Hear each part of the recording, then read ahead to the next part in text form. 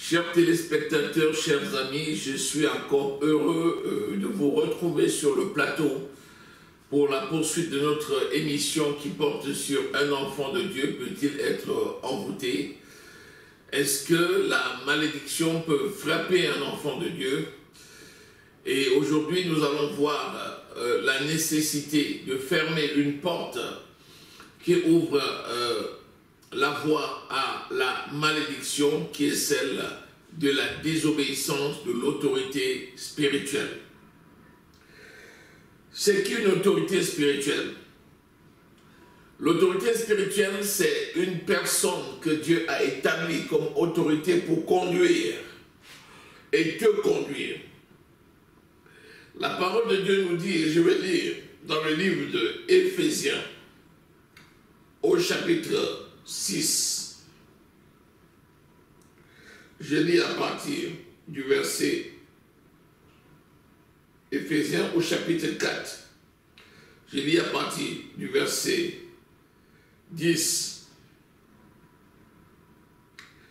Il est écrit ceci. Celui qui est descendu,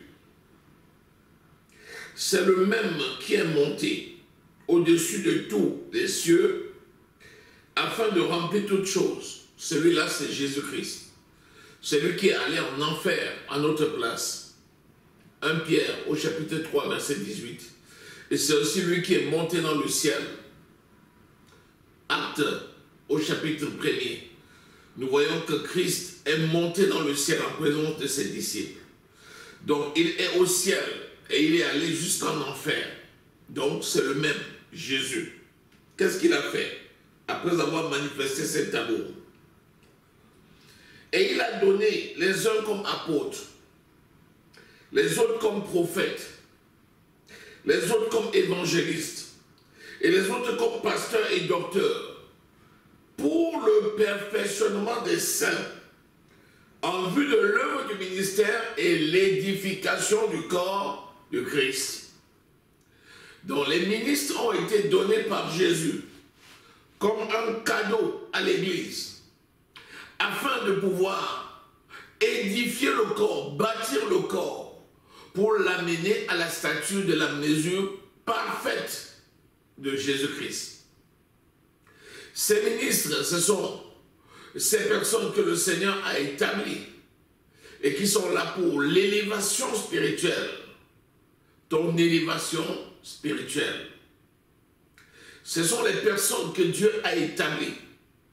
Et Dieu les a établies pour ton bien, afin que tu sois toi-même béni et que tu tendes de plus en plus vers Christ. Et dis-moi, si ces personnes sont pour toi une bénédiction, ton pasteur, comment peux-tu venir polluer ta source de bénédiction en t'opposant à ton pasteur? Voilà la grande question. C'est quoi s'opposer à son pasteur? S'opposer à ton pasteur, c'est rejeter sa parole. C'est lui désobéir. C'est refuser de mettre en pratique la parole. C'est lui résister. Nous venons de lire que c'est un don de Jésus-Christ pour toi. Dans Romains au chapitre 13, le verset 2, on dit celui qui résiste à l'autorité que Dieu a établie, il s'attire une condamnation contre lui-même. À partir de là, il faut faire très attention dans la relation qui te lie à ton pasteur, au ministre que Dieu a mis pour ton édification, aux anciens qui sont dans ta présence, car s'opposer à eux pourrait devenir préjudiciable et devenir pour toi une véritable occasion de chute. Nous allons lire 1 Corinthiens au chapitre 4. Nous allons lire le verset 15. Et nous allons voir l'importance d'avoir un père spirituel. Vous savez, il y a beaucoup de personnes qui contestent la notion de père spirituel.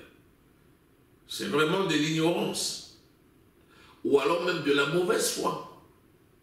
Si tu as un père biologique, pourquoi n'aurais-tu pas un père spirituel? C'est Dieu qui t'a engendré. Parce que c'est Dieu qui a permis que tes parents te mettent au monde. De même, le même Dieu, spirituellement, t'a engendré. Et il a permis que tu viennes à lui en nous disant également des parents spirituels. Pourquoi tu es d'accord que tu as un parent biologique? Tu connais ton père et ta mère sur cette terre. Tu les reconnais comme tels. Et quand il s'agit des parents spirituels, tu dis que ton père spirituel, c'est Dieu. Pourquoi tu ne dis pas que ton père biologique, c'est Dieu?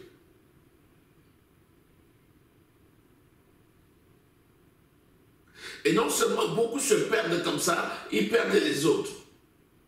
Parce que si tu ne reconnais pas l'autorité que Dieu a établie sur toi, comme père spirituel, tu t'attires une condamnation.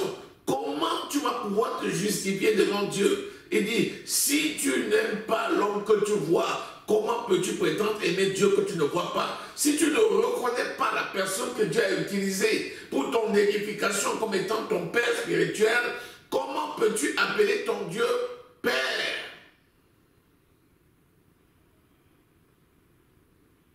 C'est quelque chose de terrible. Je vais lire avec toi 1 Corinthiens au chapitre 4, verset 15.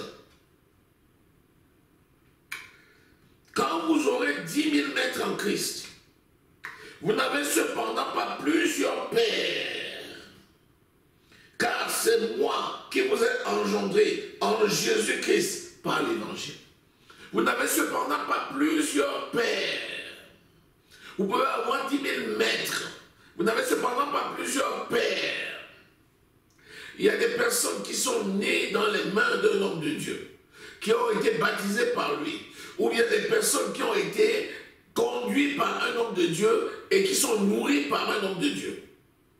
Cet homme-là, c'est ton père spirituel. Tu peux suivre les instructions des autres. Tu peux aller sur Facebook. Tu peux aller sur YouTube. Tu peux aller sur Messenger. Tu peux aller sur WhatsApp. Tu peux aller sur Viber. Tu peux même multiplier tous les réseaux sociaux, Instagram, Twitter, tout ce que tu veux. Écoutez des prédicateurs, des enseignants de tous ordres, jusqu'à arriver même à la constipation. Tu pourrais avoir parmi eux des mentors. Tu pourrais avoir parmi eux même des véritables maîtres qui t'enseignent des choses authentiques et vraies. Ils ne sont cependant pas ton père. Pourquoi rejettes-tu ton père? Nous avons la définition. Les gens disent père spirituel, c'est pas biblique. C'est écrit. Quand vous auriez 10 000 maîtres en Christ, vous n'avez cependant pas plusieurs pères. Vous avez un père. Car c'est moi qui vous ai engendré en Christ, en Jésus-Christ, par l'évangile. Je vous en conjure donc, soyez mes imitateurs. Un fils suit son père. Un fils imite son père. Malgré toutes les instructions qu'il peut avoir d'autres maîtres. Et je rappelle encore là que ça peut être d'authentiques maîtres, vrais, qui enseignent la vérité. Ça ne te déroge pas de reconnaître ton père spirituel.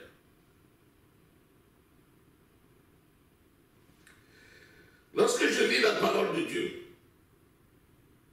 nous allons lire Tite au chapitre 1.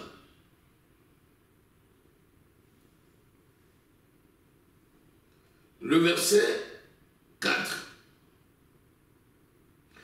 L'apôtre Paul dit, à Tite, mon enfant légitime, en notre commune foi,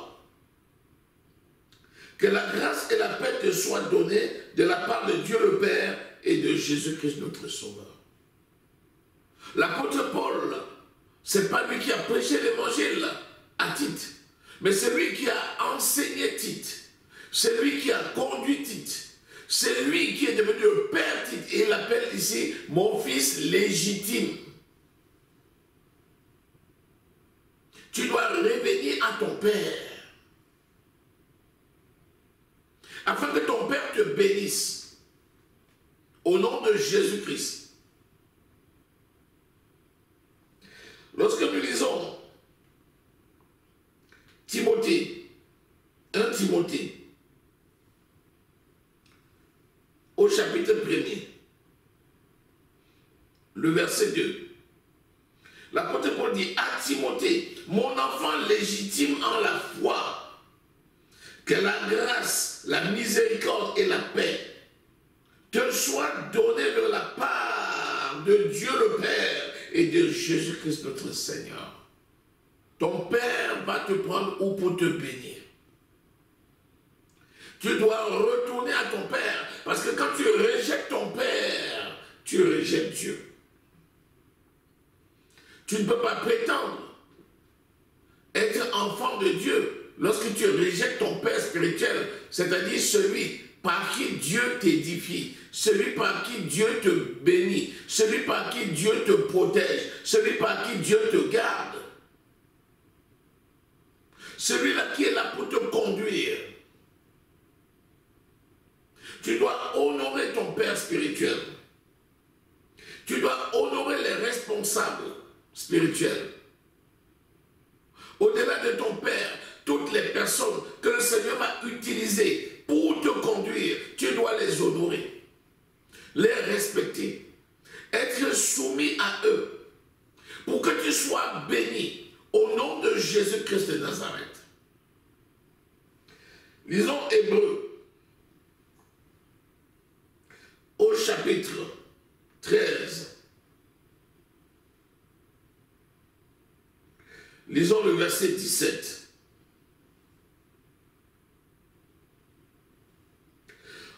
Obéissez à vos conducteurs et ayez pour eux de la déférence, ayez pour eux de la révérence. Lorsque on te dit révérend, quand tu es soumis à ton Père, les gens disent que oh, il est soumis à son pasteur, il est un lèche-botte de son pasteur, il prend son pasteur pour un Dieu, ton pasteur n'est pas un Dieu, Dieu est Dieu, ton pasteur n'est pas un Dieu, tu n'as rien compris. Quelqu'un qui n'est pas soumis à son pasteur ne peut pas être soumis à son Dieu. Ayez pour eux de la révérence, de la révérence, de la révérence. Pourquoi?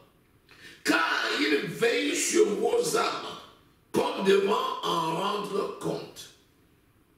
C'est à ton Père spirituel, c'est à tes conducteurs que Dieu demande les comptes sur ton âme, sur ton esprit. Donc si tu n'es pas reconnaissant de ton Père spirituel, si tu n'as pas la soumission aux autorités, aux dirigeants spirituels que Dieu a établis pour te conduire, qui va rendre compte de ton âme? Qui? C'est comme ça que beaucoup de personnes, même des enfants de Dieu, s'attirent la condamnation, s'attirent la malédiction. Quand tu insultes un homme de Dieu, tu as insulté Dieu. Quand tu méprises un homme de Dieu, tu as méprisé Dieu. Quand tu méprises ton pasteur, tu as méprisé Dieu. Quand tu rejettes ton pasteur, tu as rejeté Dieu.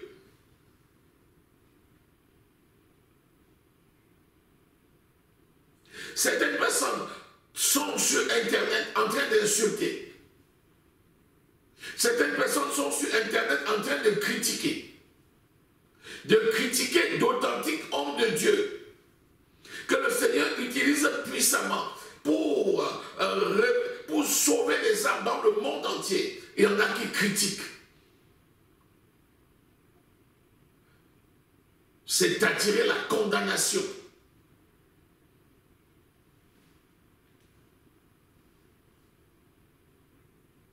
On dit, afin qu'il en soit ainsi,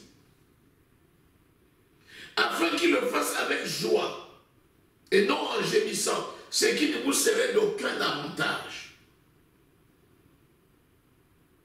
Lorsque l'homme de Dieu prie pour toi, tu sembles obtenir ce que tu es venu chercher. Tu t'en vas, tu calomnies, tu parles mal de lui, tu le rejettes. Tu penses obtenir quoi?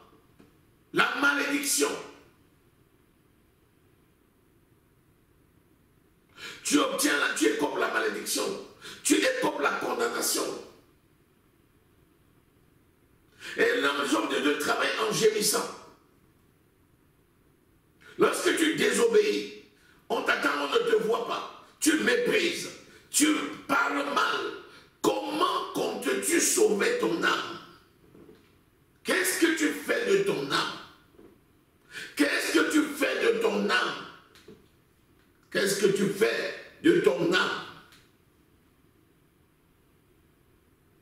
Les serviteurs de Dieu travaillent en gémissant.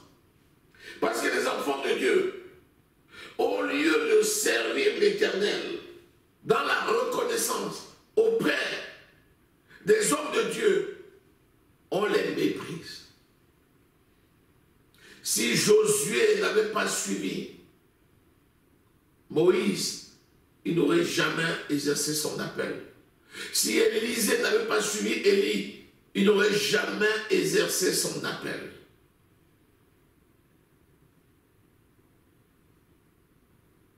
Qu'est-ce que tu comptes faire pour rétablir cette situation?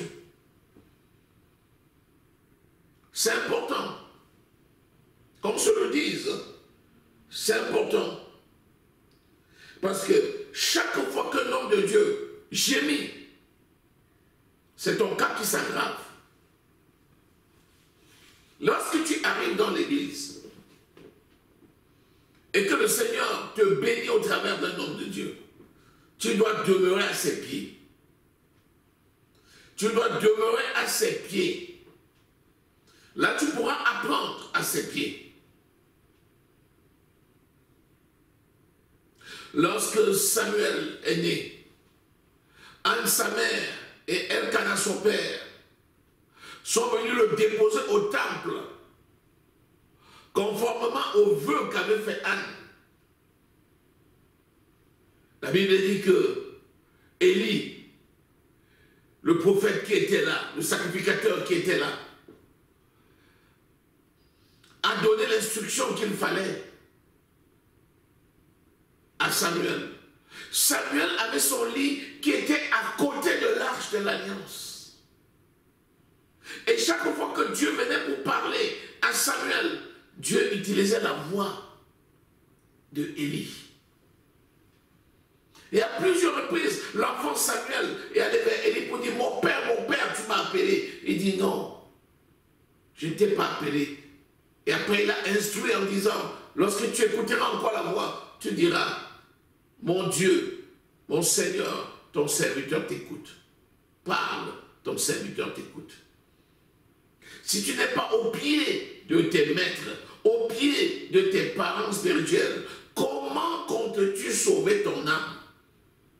Voilà la raison pour laquelle des enfants de Dieu sont envoûtés. Parce que quand tu es rebelle, quand tu résistes à l'ordre que tu as établi, tu attires une condamnation. Ça veut dire quoi? Tu ouvres une brèche et tu laisses entrer les démons qui viennent à la suite, des incantations, des imprécations, des paroles qui sont libérées. Et ces paroles des satanistes vont te toucher pour te détruire. Qu'est-ce que tu comptes faire pour régler cette situation?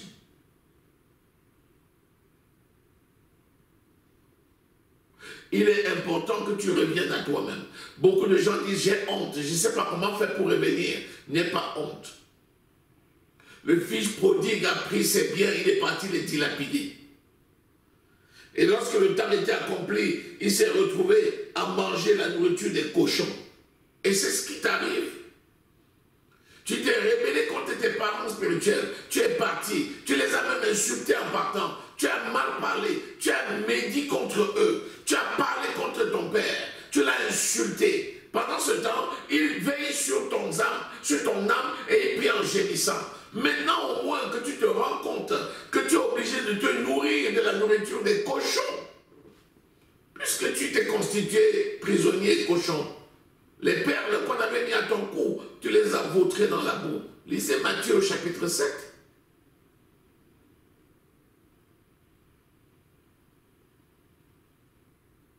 Tu les as vautrées dans la boue. Maintenant, tu te dis en toi-même, comment je vais faire? Non, reviens comme le fils prodigue. Ton père spirituel t'aime toujours. Tes conducteurs t'aiment toujours. Reviens et répands-toi et obtiens miséricorde. Alléluia. Béni soit l'Éternel des armées.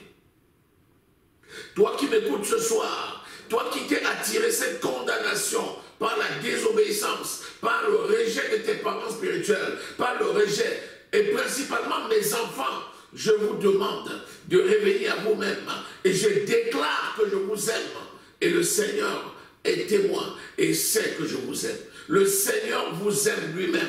Revenez, revenez, venez vous repentir afin qu'ensemble on puisse continuer à marcher, que vous puissiez marcher dans votre héritage en Jésus-Christ.